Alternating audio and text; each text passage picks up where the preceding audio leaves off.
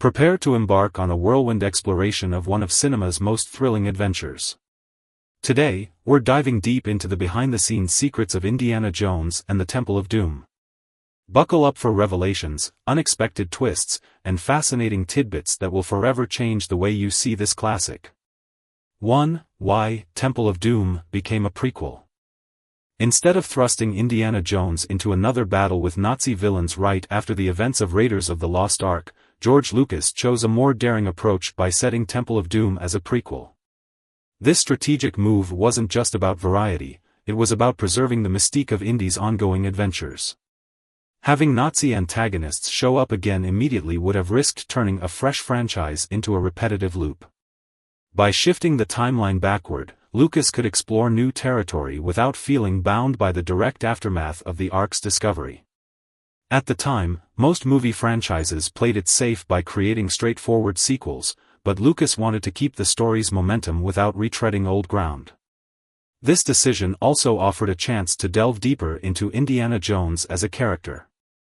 Placing him earlier on his adventuring path made it possible to reveal a slightly different side of the renowned archaeologist, a more impulsive daredevil who's still discovering his own moral compass. In essence, making Temple of Doom a prequel opened doors for creative freedom. It allowed the film to introduce new villains, fresh conflicts, and cultural backdrops. This imaginative leap not only avoided redundancy but also paved the way for a darker, more intense chapter in Indy's life. 2. Salvaging unfinished ideas from Raiders of the Lost Ark. Sometimes, what doesn't make it into one film finds its perfect spot in another. That's exactly what happened with Temple of Doom. While conceptualizing Raiders of the Lost Ark, George Lucas had toyed with two high-octane sequences that were ultimately left on the cutting room floor, a minecar chase and a parachute raft drop. Initially, these thrilling set pieces were intended to be highlights in Raiders, but they were scrapped due to concerns over pacing and feasibility. Fast forward to Temple of Doom, and Lucas seized the opportunity to breathe life into these unrealized scenes. The minecar pursuit, which had once been planned as a climactic race to escape the Nazis, was repurposed into a heart-stopping underground chase that showcased Indy, Willie, and Short Round hurtling through pitch-black tunnels at breakneck speed.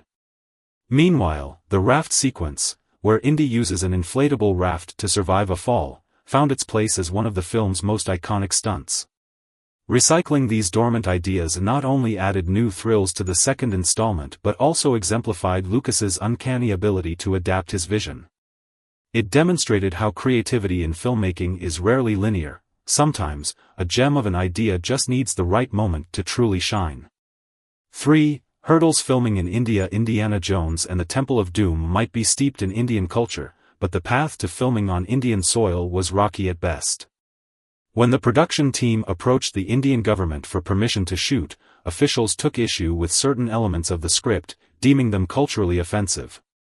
Their demands extended to obtaining final cut rights, a power that would allow them to edit or remove scenes they considered inappropriate.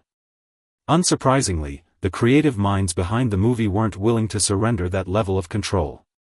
As a result, the filming plan in India collapsed, pushing the production to relocate to neighboring Sri Lanka.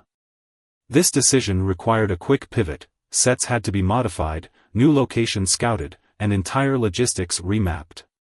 The controversy didn't end there. After the film's release, India actually imposed a ban on its screening. However, time softened the initial backlash. Eventually, the ban was lifted, allowing Temple of Doom to be viewed by Indian audiences. In hindsight, while the obstacles initially seemed like a disaster, they also served as a testament to the film's ability to adapt under pressure. The final product still managed to showcase elements of Indian culture, albeit reimagined through the lens of cinematic spectacle.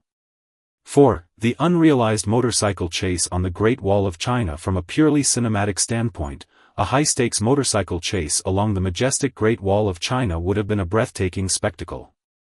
Early in pre-production, the creative team behind Temple of Doom drafted plans for exactly that. Indy, roaring across the centuries-old fortification, pursued by foes determined to halt his progress at any cost. Yet, reality stepped in once again to spoil the fun. Much like their experience with the Indian government, the filmmakers faced an abrupt roadblock when Chinese authorities declined to grant the necessary filming permissions. The film's storyline features heart extraction ceremonies, brainwashed heroes, and enslaved children, steering the franchise into a realm of nightmarish imagery rarely seen in a mainstream Hollywood blockbuster at the time. Lucas and Spielberg have since reflected on this creative period, admitting that their personal challenges likely shaped the film's gloomy undertones. Nonetheless, the darker approach gave Temple of Doom a distinct identity, broadening the scope of what an Indiana Jones adventure could be: raw, unsettling, and undeniably memorable. 5. Kate Capshaw, Bugs, and Tranquilizers. Of all the dangers Willie Scott encounters in Temple of Doom, perhaps the most unsettling is the swarm of creepy crawlies. Actress Kate Capshaw, who portrayed the feisty singer thrust into Indy's world, faced a real-life nightmare when it came time to shoot in a chamber teeming with live insects. Every corner, every surface was crawling with thousands of bugs, designed to push both the character and the actress to their limits. Capshaw, determined to deliver a convincing performance, reportedly took tranquilizers to calm her nerves. One can hardly blame her. Standing still while insects scuttle across your skin would rattle even the bravest souls. The scene demanded prolonged takes, meaning Capshaw had to remain steady amidst the critters for extended periods. The result is a moment so viscerally uncomfortable for viewers that it practically jumps off the screen. Yet, the bug factor wasn't the only major life change that Temple of Doom brought into Kate Capshaw's world. In a twist of fate, she and director Steven Spielberg formed a close bond on set, eventually marrying in 1991. As for those insects, they may have made life difficult during filming, but they gifted the movie one of its most unforgettable sequences. 6. A darker tone born of dark times. The stark difference in mood between Raiders of the Lost Ark and Temple of Doom is palpable. While Raiders brims with high-spirited adventure and a generally upbeat energy, Temple of Doom plunges headfirst into child slavery, sinister cult rituals, and a distinctly oppressive atmosphere. Much of that shift can be traced back to the personal turmoil both George Lucas and Steven Spielberg were experiencing during production. Each was going through a divorce, and that emotional strain seemed to manifest in the film's tone. Even Lawrence Kasdan, the beloved screenwriter for Raiders, was taken aback by how grim things had become. He opted out of the sequel, referring to the script as too mean and too dark for his taste. The film's storyline features heart extraction ceremonies, brainwashed heroes, and enslaved children, steering the franchise into a realm of nightmarish imagery rarely seen in a mainstream Hollywood blockbuster at the time. Lucas and Spielberg have since reflected on this creative period, admitting that their personal challenges likely shaped the film's gloomy undertones. Nonetheless, the darker approach gave Temple of Doom a distinct identity, broadening the scope of what an Indiana Jones adventure could be: raw, unsettling, and undeniably memorable. 7. The writing team's shift from American Graffiti to Gunga Din. When Willard Huyck and Gloria Katz, co-writers known for their work on American Graffiti, stepped into script Temple of Doom, they brought more than just screenwriting experience to the table. This husband and wife duo carried an abiding fascination with classic adventure films, particularly the 1939 Cary Grant epic, Gunga Din, set in colonial India, features 3 British soldiers who uncover and combat a deadly secret cult known as the Thuggee. For Huyck and Katz, the parallels between that historical fantasy and the world of Indiana Jones felt almost predestined. They saw a chance to pay homage to the pulp-inspired spirit of old Hollywood. More importantly, they could modernize those elements for a contemporary audience, weaving them seamlessly into Indy's ongoing legend. The result is a script that blends the brash excitement of 1930s adventure flicks with the cinematic flair demanded by 1980s blockbusters. Drawing on Gunga Din allowed them to infuse Temple of Doom with an extra layer of mystique and historical resonance. Whether it's the chilling portrayal of secret cults or the thrilling rescue missions, the film's DNA shares a common thread with that bygone classic. That fusion of old and new ultimately shaped a story that's both grand in scope and intimate in its hero's personal stakes. 8. Harrison Ford's back injury on screen. Indiana Jones is nearly invincible, leaping from trucks, dodging traps, and surviving impossible situations with panache. Off-screen, however, Harrison Ford discovered the hard way that even Hollywood heroes can suffer real injuries. While filming a fight scene in Temple of Doom, Ford fell onto a stunt performer and severely hurt his back. The accident forced a sudden halt in production, as he had to return to the United States for emergency surgery.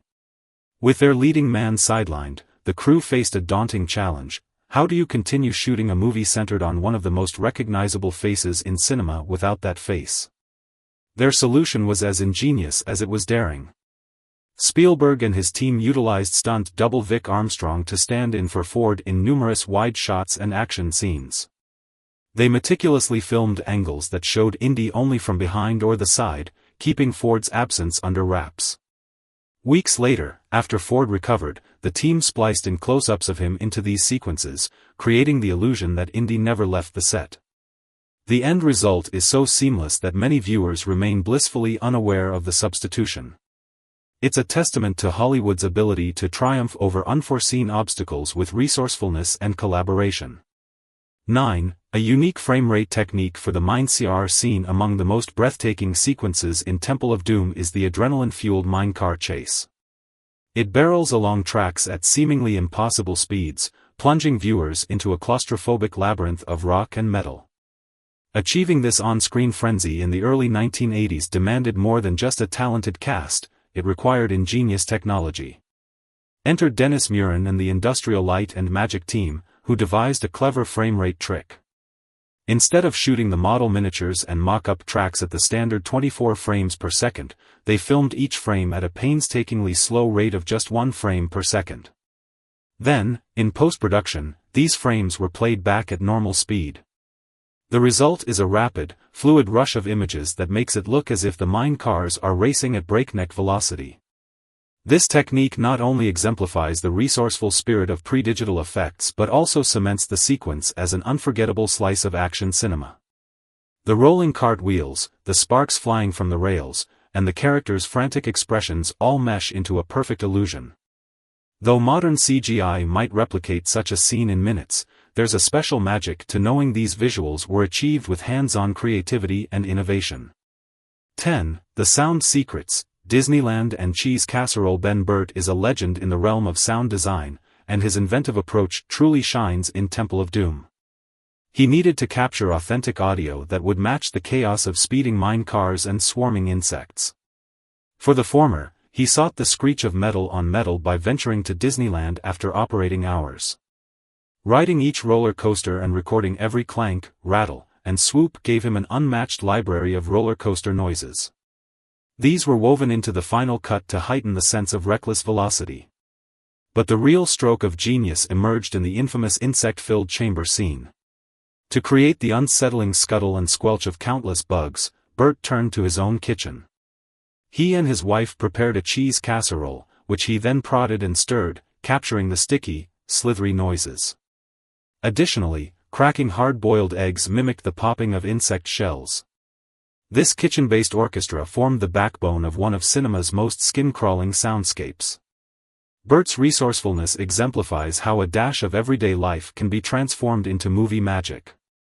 It proves that the perfect sound effect may be lurking in the most unexpected places, be it a theme park roller coaster or the comforting embrace of homemade comfort food. 11. Character name origins. From Pet Dogs 2. An Indian artist George Lucas famously named Indiana, after his beloved Alaskan Malamute, a furry companion who served as partial inspiration for the character's rugged persona. But the canine nods didn't stop there. Steven Spielberg honored his Cocker Spaniel, Willie, by giving that name to the movie's leading lady, played by Kate Capshaw. Even Short Round, Indy's pint-sized ally, took his moniker from a Shetland sheepdog owned by one of the screenwriters. In an amusing twist, that same dog was named after a Korean orphan character in the 1951 war film The Steel Helmet. But the real surprise lies with the villainous Mola Ram. Far from being an invented moniker, the name belongs to an 18th-century Indian painter celebrated for his vibrant depictions of local life. By borrowing the name Mola Ram, the filmmakers added an unexpected layer of authenticity, albeit overshadowed by the chilling ceremonies and heart-rending cruelty depicted in the film. In a story where so much is larger than life, these humble origins offer a grounded reminder. Sometimes, the simplest places, our pets, history books, or even classic cinema, are where the best ideas are born. The nods to real names and real dogs help make the Indiana Jones world all the more endearing to fans. 12. The debut of Kehui Quan. Before he was renowned as a charismatic young actor, Kehui Quan was merely tagging along with his brother at a casting call. He had no plans to become Short Round, the wisecracking, quick-thinking sidekick, but fate had other ideas. Quan's lively energy and encouragement from the sidelines caught the casting team's attention, and they quickly recognized his star potential. Steven Spielberg, always on the lookout for fresh faces, saw something special in Quan's impromptu audition. The director invited him to try out the role, and a memorable bond formed almost instantly. In one particularly clever moment, they tested Quan's talent by improvising a playful card game argument with Indy. That candid approach became part of the film's final cut, showcasing the boys' natural comedic timing and fearless rapport with Harrison Ford. Becoming Short Round was more than just a job for Quan, it became the springboard to a Hollywood career. While the character is best remembered for lines like "Okie dokie, Dr. Jones," the real magic lies in the actor's enthusiasm. Quan's sincerity and spunk gave the film a welcome dose of youthful exuberance, proving that even in a tale of ancient cults and supernatural shenanigans, a little humor can steal the show. 13. Barbra Streisand's whip prank. And Carrie Fisher's rescue. Hollywood is no stranger to elaborate pranks, but the surprise pulled on Harrison Ford during one of Temple of Doom's darkest scenes ranks among the all-time greats. As Indy lay chained on an altar, awaiting a grim fate at the hands of the thuggy cult, the production team masterminded an unexpected cameo from none other than Barbra Streisand. Dressed in a provocative dominatrix outfit, she stormed the set with a whip, taking aim at a bewildered Ford. In front of the stunned crew, Streisand delivered a tongue-in-cheek scolding, calling out Ford for his involvement in what she jokingly claimed was the worst movie she'd ever seen, Hanover Street. She even teased him about his enormous earnings from Star Wars. Then, to top it all off, Carrie Fisher appeared, swooping in as if to rescue Ford from the comedic ambush. The entire sequence dissolved into laughter, exposing a behind-the-scenes camaraderie that's rarely seen in finished films. Though it was never intended for the actual movie, the footage that does exist is delightfully mischievous. This backstage gag underscores the fact that even in a film riddled with terrifying moments, the cast and crew found ways to lighten the mood. After all, humor can be the best antidote to cinematic darkness. 14. The shaman who didn't speak English. Dr. Nana Yakera brought a mystical gravitas to the role of the village shaman who implores Indy for help, but there was one small complication: he didn't speak fluent English. On paper, that might sound like a recipe for disaster, but Steven Spielberg found a workaround that was as inventive as it was simple. He fed Yakera every line, piece by piece, encouraging him to repeat it back as faithfully as possible, tone, inflection, and even hand gestures included.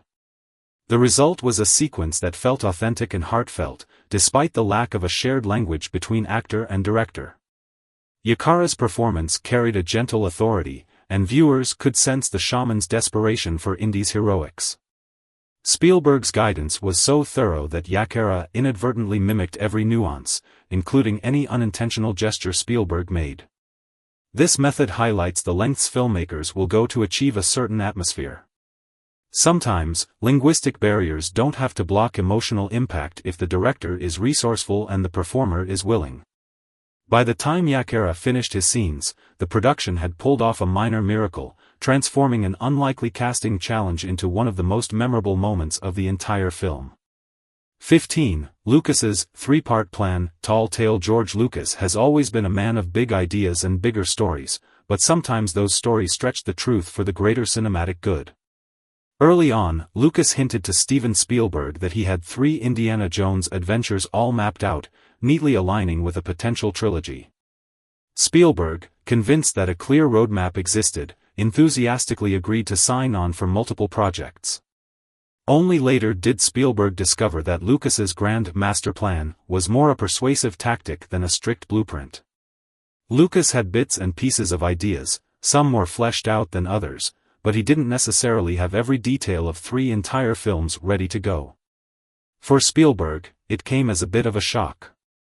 However, it also sparked a certain creative freedom. If the overarching details weren't fixed, they could develop sequels organically, shaped by the filmmaker's evolving sensibilities and the audience's appetite for more indie adventures.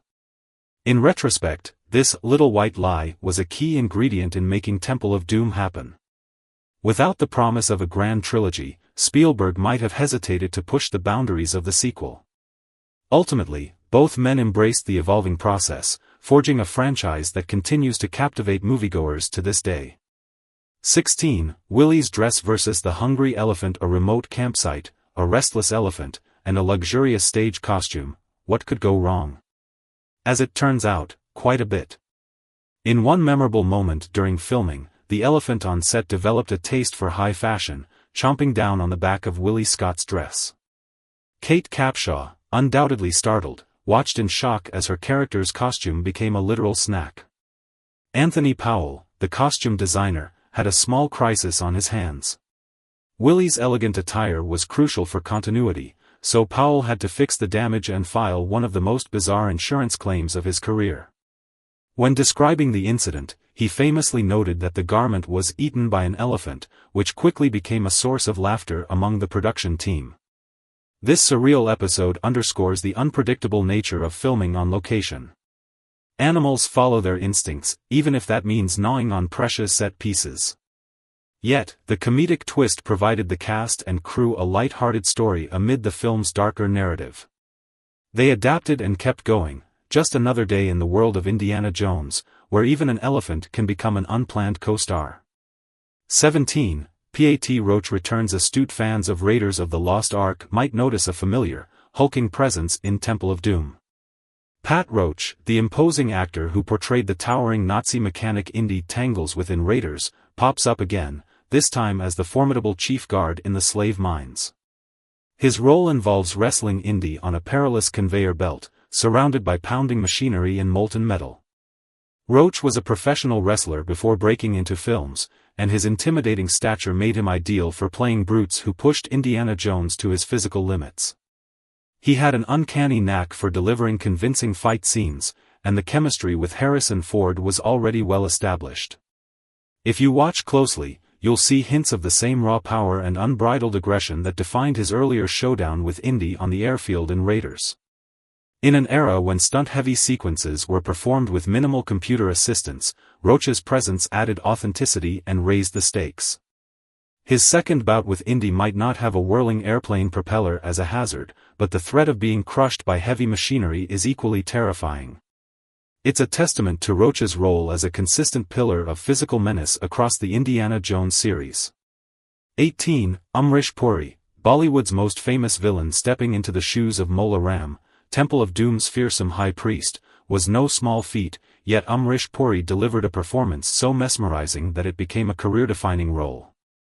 Already a legend in Bollywood, Puri was juggling as many as 18 other film commitments around the same time he joined Spielberg's production. Balancing a Hollywood blockbuster with a frenetic schedule back home required exceptional dedication and stamina. Despite the time crunch, Puri immersed himself in the character, bringing a distinct brand of menace to the screen. Whether incanting dark rituals or taunting Indy, his commanding on-screen presence exuded confidence and authority. Spielberg later praised Puri as his favorite villain actor, highlighting the blend of gravitas and theatrical flair that distinguished Mola Ram from typical Hollywood antagonists. For Indian audiences, seeing Puri in an iconic American franchise was both surprising and thrilling, although the initial ban in India meant many fans had to wait to watch him torment Indiana Jones on the big screen. His portrayal pushed Temple of Doom into more chilling territory than its predecessor, raising the stakes for Indy's quest. Even today, Mola Ram remains one of the most recognizable and unsettling villains of 1980s cinema. 19. The heart-ripping scene and the controversial PG rating. Of all the hair-raising moments in Temple of Doom, the heart-ripping ceremony stands out as particularly shocking. Mola Ram, in a display of supernatural brutality, plunges his hand into a victim's chest and extracts a still-beating heart. The victim, unbelievably still alive, is then lowered into a pit of molten lava. This gruesome spectacle sent shockwaves through audiences who expected the film to follow in the relatively tame footsteps of Raiders of the Lost Arkansas. Surprisingly, the Motion Picture Association of America slapped the film with a PG rating, rather than the more restrictive R. Parents were appalled that such graphic content was deemed acceptable for younger viewers, provided they had adult supervision. The outcry was loud and immediate. Many argued the scene was too extreme to be considered child-friendly, sparking a heated debate on how to classify borderline horror elements in mainstream action adventures. This uproar contributed significantly to director Steven Spielberg's push for a new category that would sit between PG and R, ultimately leading to the introduction of PG-13. While the film's grim notoriety was unsettling for some, it also helped refine Hollywood's rating system, forever altering how intense or violent content is flagged for viewers. 20. Laying the foundations for PG-13. Alongside Temple of Doom, Spielberg produced another controversial movie, Gremlins, which also faced backlash for its unsettling imagery. Parents felt these films veered too close to horror territory without the safeguards of an R rating. Recognizing the gap in the rating system, Spielberg personally reached out to the MPAA, proposing an intermediary rating that would warn parents of stronger themes yet avoid barring teens altogether. His idea resonated, and the MPAA introduced PG-13. The rating debuted with Red Dawn in 1984, forever transforming the way Hollywood balanced edgier content with broader audience appeal.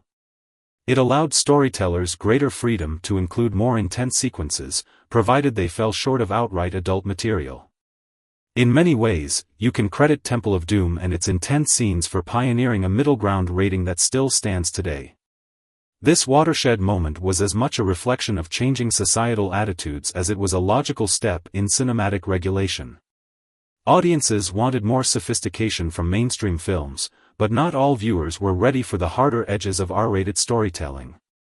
Thus, PG-13 became a cultural compromise, a direct byproduct of Indy's journey into heart-stopping rituals and the mischievous gremlins that caused chaos on suburban streets. If you found these stories intriguing, please give this video a thumbs up, share your thoughts in the comments, and subscribe for more adventures. Feel free to spread the word to fellow film enthusiasts. Every share helps us journey deeper into cinema's hidden gems.